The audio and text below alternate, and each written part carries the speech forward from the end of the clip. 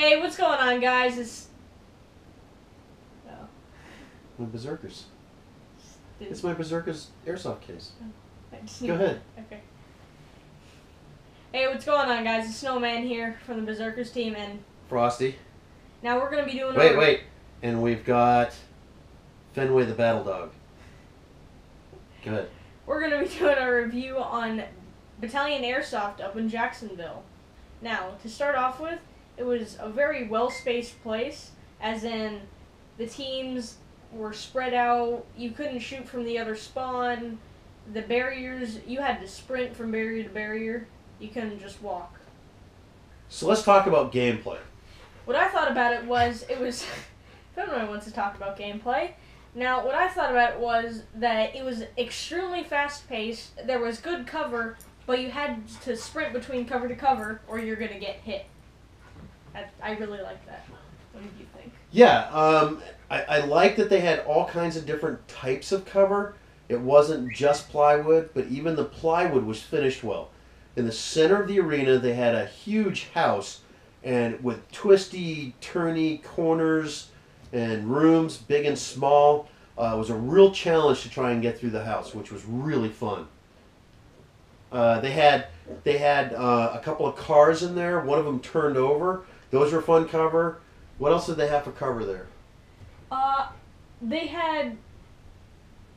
Oh yeah, it was also set up like a mini town. There were like crosswalks, all this stuff going on. And on the top of the arena, there were skylights. So the lighting was coming in. Yeah, that was the really sun. nice. That was really perfect. I could see my BBs. It was wonderful. Two refs, one in the center, one kind of towards the where you came into the entry. He was also kind of the DJ, but I thought it was really good. There was one instance where a kid ran into another kid and literally got his mask knocked off. And I was talking to the ref about it after the game. I didn't know he even saw that, but he completely saw the whole thing. So I thought that was really cool. They were paying attention. During games of football, during games of flag raising and all that stuff. I mean, the minute the game objective was completed, you didn't have to yell out to the ref. They automatically knew. They called the game. Just overall, wonderful gameplay. Their flag games are always multiple flag games, which is more fun than a single flag. Their flags actually work. The pulley systems were great. Just super fun. I don't think we really played in a game that was unevenly matched. We had a couple of quick games because we hit the objective quickly, but I thought the teams were evenly matched all day long. Yeah, it was really good all day long.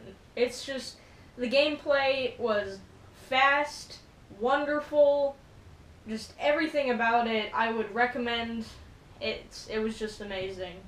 People there were pretty good at calling their hits for the most part. Much better than other places we played at. It was just an overall good day. Management was really wonderful. Management and staff came up, introduced themselves to us, asked us our names, called us by our names all day. I thought that was pretty cool. So, I'm not doing real well at this. Go ahead. What I do think is, at Jacksonville, there is no bang-out rule, but the FPS limit is higher. It's 450 instead of 400. Now, I'm pretty sure that you'd want a bang-out rule if someone has their gun at that high. So I think they should add in a bang-out rule for just normal games, not their pistol, melee, shotguns, or private games. Well, yeah, or games where people don't care about the bang-out rule. But I got lit up pretty bad towards the end of the day from about 6 feet. And at that high pressure, man, it hurts and it leaves welts. So they might want to consider a bang-out rule for the general public. But overall, not too bad. Overall, there was only about 3 games that they'd play. Football, which is one game we played.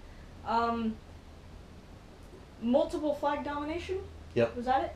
And pistol, shotgun, melee, or just private games, team against team. Now, I'd suggest they do keep it fun, lively, but maybe they could add in a little bit more variation into the games instead of just those simple unlimited lives meat grinders. Another thing about games was they had a lot of time in between games. They'd call 4 minutes till the next game.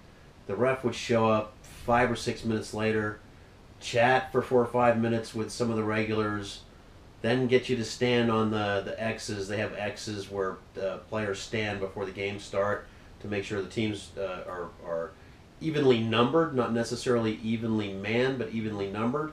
And that takes a few more minutes, so you're a good 10 to 12 minutes before you start a game when they call the game.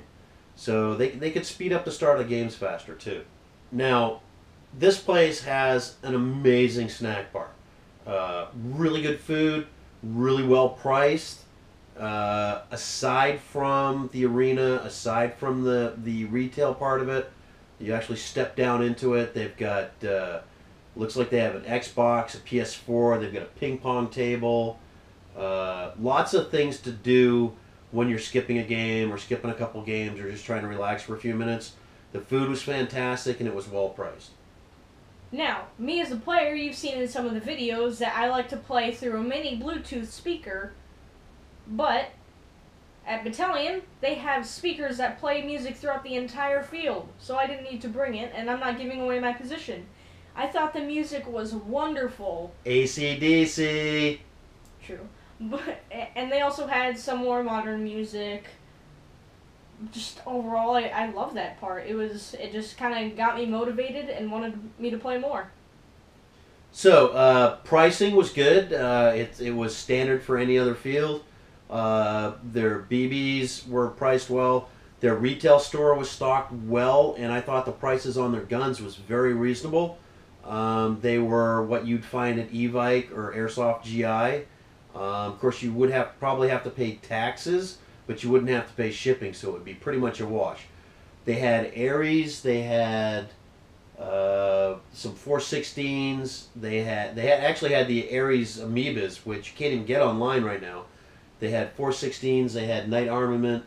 A couple other brands that I can't remember, but I thought their gun selection was pretty good, and their equipment and apparel choices were really good. Patches, hats, you name it, they had it. So overall, I thought the retail portion and the pricing was very good. Also, there were some pretty fancy guns there. Our already Polar Star guns and a Spider-Man gun. Which weighed about 40 pounds, but... So what do you think, Combat Fenway? You got anything? 2 thumbs up? What do you got? Huh? So I think overall we rate Battalion Airsoft up in Jacksonville 2 Berserker thumbs up.